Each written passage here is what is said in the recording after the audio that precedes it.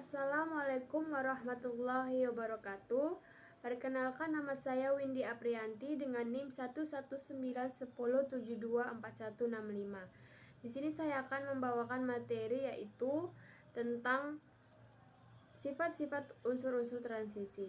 Sebelumnya saya akan berterima kasih kepada dosen pengampu yaitu Bapak Pongoloan Soleman Ritonga, SPD MSI. Baiklah, saya akan menjelaskan materi yang saya bawakan. Kita masuk ke materi yang pertama, yaitu pengertian sifat unsur transisi. Ada berbagai pandangan perihal kelompok unsur-unsur transisi, yaitu unsur transisi sering didefinisikan sebagai kelompok unsur yang memiliki kulit-kulit D dan F yang terisi sebagian. Namun, untuk maksud praktis yang akan dipandang sebagai unsur transisi adalah unsur yang memiliki kulit D dan F yang terisi sebagian. Jadi, termasuk ke dalamnya adalah logam mata uang seperti Cu, Ag, dan Au.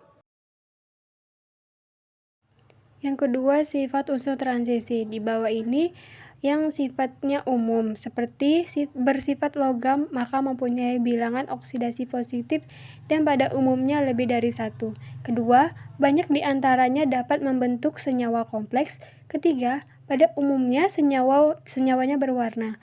Keempat, beberapa di antaranya dapat digunakan sebagai katalisator.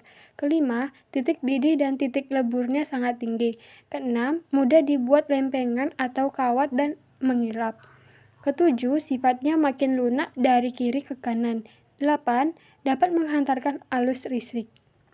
Kesembilan, persenyawaan dengan unsur lain mempunyai oksida positif. Selanjutnya, sifat kimia unsur transisi. Pertama, jari-jari atom, yaitu berkurang dari Sc ke Zn. Hal ini berkaitan dengan semakin bertambahnya elektron pada kulit 3D, maka semakin besar pula gaya tarik intinya, sehingga jarak elektron pada jarak terluar ke inti semakin kecil. Yang kedua, ada energi ionisasi. Energi ionisasi cenderung bertambah dari Sc ke Zn, walaupun terjadi sedikit fluktuatif, namun secara umum ionization energy atau Ia meningkatkan dari Sc ke Zn. Kalau kita perhatikan, ada sesuatu hal yang unik terjadi pada pengisian elektron pada logam transisi. Setelah pengisian elektron pada subkulit 3s dan 3p, pengisian dilanjutkan ke kulit 4s, tidak langsung ke 3d, sehingga kalium dan kalsium terlebih dahulu dibandingkan Sc. Hal ini berdampak pada grafik energi ionisasi yang fluktuatif dan selisih nilai energi ionisasi.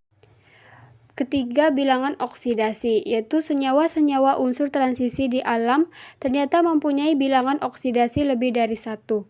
Walaupun unsur transisi memiliki beberapa bilangan oksidasi, keteraturan dapat dikenali. Bilangan oksidasi tertinggi atom yang memiliki 5 elektron, yakni jumlah orbital D, berkaitan dengan keadaan saat semua elektron D dikeluarkan.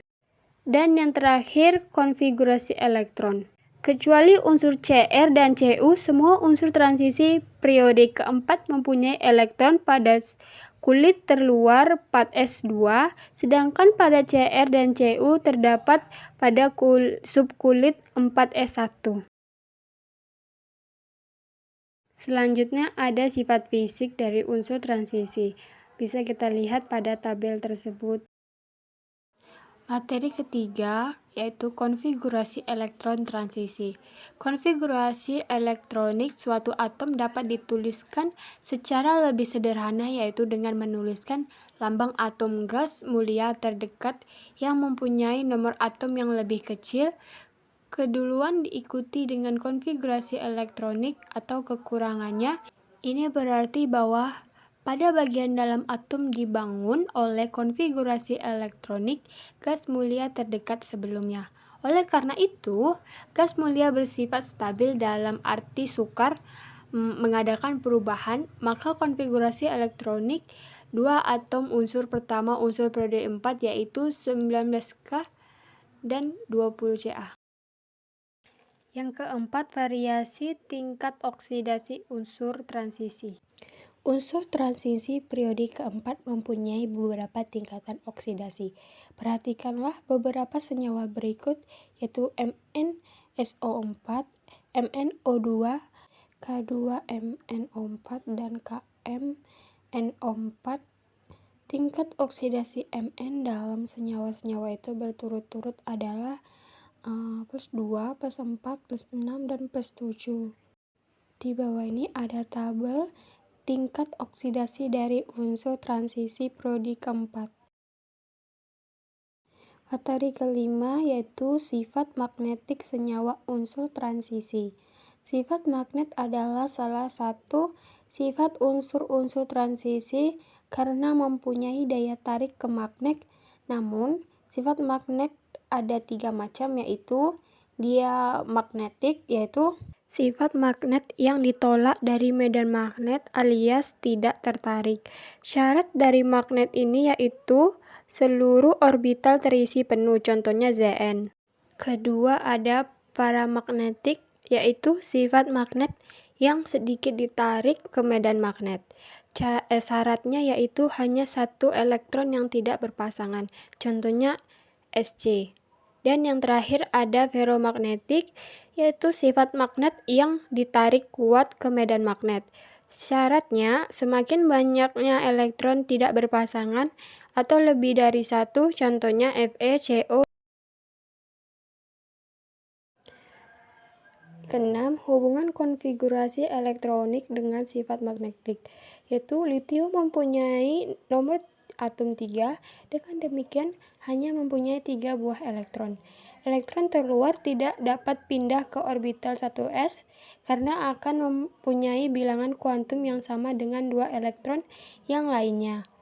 Dengan demikian, elektron ketiga terpaksa menempati orbital yang lebih luar, yaitu 2s. Konfigurasi elektronik litium adalah 1s2s. Katalitik logam unsur-unsur transisi. Katalisator dapat dibedakan menjadi katalisator homogen, artinya reaktan dan katalisator keduanya mempunyai fase atau wujud yang sama, dan katalisator heterogen jika keduanya mempunyai fase berbeda. 1. Katalisator homogen. Cara kerja katalis homogen umumnya melibatkan pembentukan senyawa-senyawa kompleks antara yang bersifat tidak stabil dalam tahap-tahap reaksi. 2. Katalisator heterogen. Katalisator heterogen dalam bentuk padatan banyak dipakai dalam bidang industri untuk reaksi-reaksi fase gas yang biasanya berlangsung pada temperatur relatif tinggi. Karena logam-logam transisi mempunyai titik leleh yang sangat tinggi dan kuat, maka dapat memenuhi syarat untuk berperan sebagai katalisator. Baiklah, cukup sekian yang bisa saya sampaikan. Lebih dan kurangnya saya mohon maaf, dan saya harap semuanya bisa paham. Saya akhiri, wassalamualaikum warahmatullahi wabarakatuh.